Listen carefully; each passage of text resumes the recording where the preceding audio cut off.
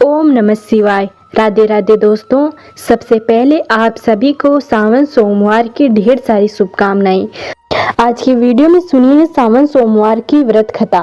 Video अच्छी लगे तो चैनल को जरूर सब्सक्राइब करें और कमेंट में हर हर महादेव जरूर लिखें। तो चलिए शुरू करते हैं आज की पावन कथा। एक समय की बात है, एक साहूकार था जो भगवान शिव का अनन्य भक्त था।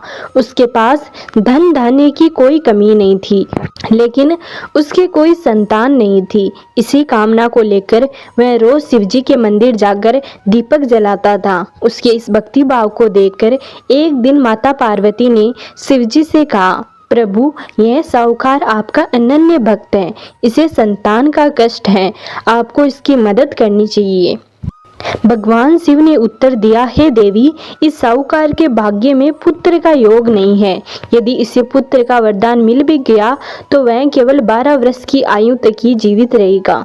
माता पार्वती के बार बार आग्रह करने पर भगवान शिव ने साहूकार को पुत्र का वरदान दिया, लेकिन यह भी कहा कि वह केवल 12 वर्ष तक ही जीवित रहेगा। साहूकार ने इस बात को सुना, लेकिन न तो उसे खुशी हुई और न ही दुख। वह पहले की तरह ही भगवान शिव की पूजा करता रहता था। कुछ समय बाद साहूकार की पत्नी गर्भवती हुई और उसे एक सुंदर बालक की प्राप्ति हुई। परिवार में खुशियां मनाई गई, लेकिन साहूकार ने बालक की 12 वर्ष की आयु का जिक्र किसी से नहीं किया।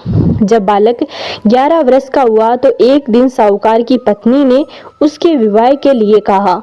साहूकार ने उत्तर दिया कि वह अभी बालक को पढ़ने के लिए काशी भेजेगा। उसने बालक के मामा को बुलाया और कहा, इसे काशी पढ़ने के लिए ले जाओ और रास्ते में यज्ञ करते और ब्राह्मणों को भोजन कराते हुए बढ़ना। दोनों मामा भांजे इसी तरह से यज्ञ कराते और ब्राह्मणों को दान दक्षिणा देते काशी की ओर चल पड़े। रात में एक नगर पड़ा जहाँ नगर के राजा की कन्या का विवाह हो रहा था, लेकिन जिस राजकुमार से उसका विवाह होने वाला था वह एक आंख से काना था। राजकुमार के पिता ने अपने पुत्र के काना होने की बात को छुपाने के लिए एक चाल सोची। साहूकार के पुत्र को देखकर उसके मन में एक विचार आया। उसने सोचा, क्यों न इस लड़के को दूल्हा बनाकर राजकुमारी से विवाह करा दूं।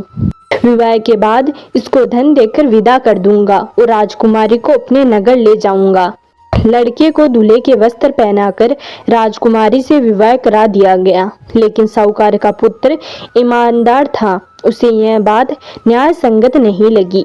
उसने अवसर पाकर राजकुमारी के चुन्नी के पल्ले पर लिखा कि तुम्हारा विवाह तो मेरे साथ हुआ है, लेकिन जिस राजकुमार के संग तुम्हें भेजा जाएगा वह तो एक आंख से काना है। मैं तो काशी पढ़ने के लिए जा रहा हूँ। जब राजकुमारी ने चुन्नी पर लिखी बात पढ़ी तो उसने अपने माता पिता को यह बात बताई। राजा ने अपनी पुत्री को विदा नहीं किया, जिससे बारात वापस चली गई।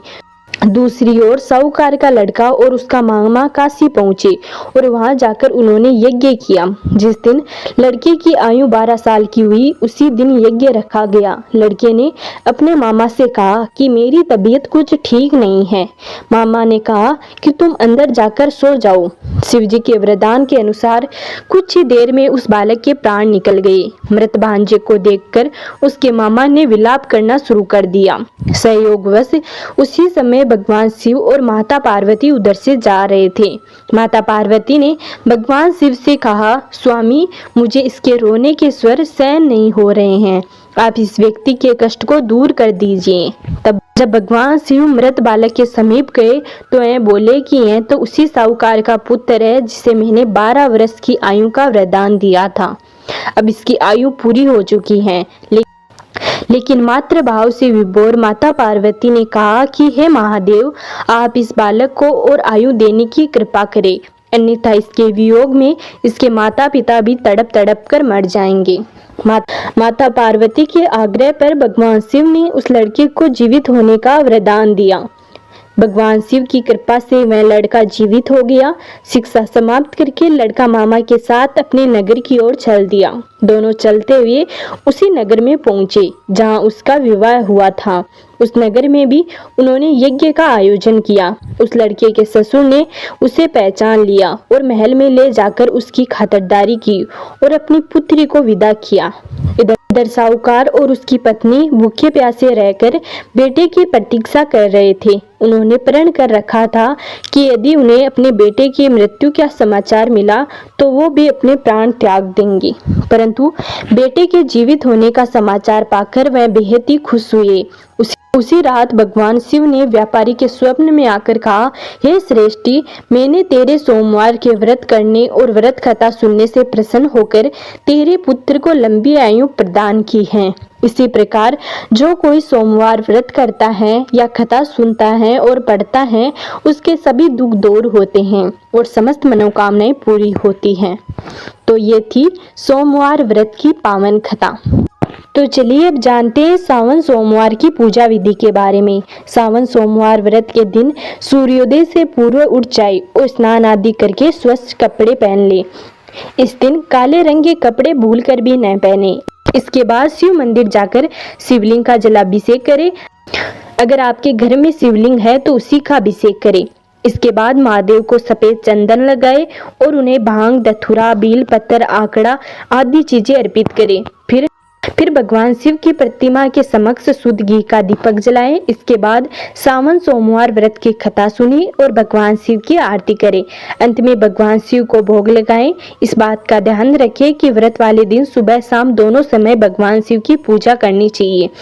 शाम के समय भगवान शिव की पूजा के बाद व्रत खोलें। इस समय आप चाहे तो बिना नमक का अन्न भी ग्रहण कर सकते हैं। सावन सोमवार का व्रत रखने से भक्तों की सारी मनोकामनाएं पूरी हो जाती हैं। ये व्रत वैवाहिक जीवन, आर्थिक जीवन और स्वास्थ्य जीवन से संबंधित हर तरह की समस्याओं से मुक्ति दिलाता है। कहते हैं सावन में भगवान शिव अत्यंत प्रसन्न रहते हैं और ऐसे में जो भक्त सच्चे मन से सावन सोमवार का व्रत कर उनकी पूजा अर्चना करता है, उसकी सारी मनोकामनाएं पूरी होती हैं। तो आज की वीडियो में बस इतना ही। उम्मीद करते हैं आपको यह वीडियो जरूर पसंद आया होगा। यदि आपने अभी तक हमारे चैनल को सब्सक्राइब नहीं किया है तो प्लीज सब्सक्राइब कर ले। मिलते हैं अगले वीडियो में, तब तक नमस्कार।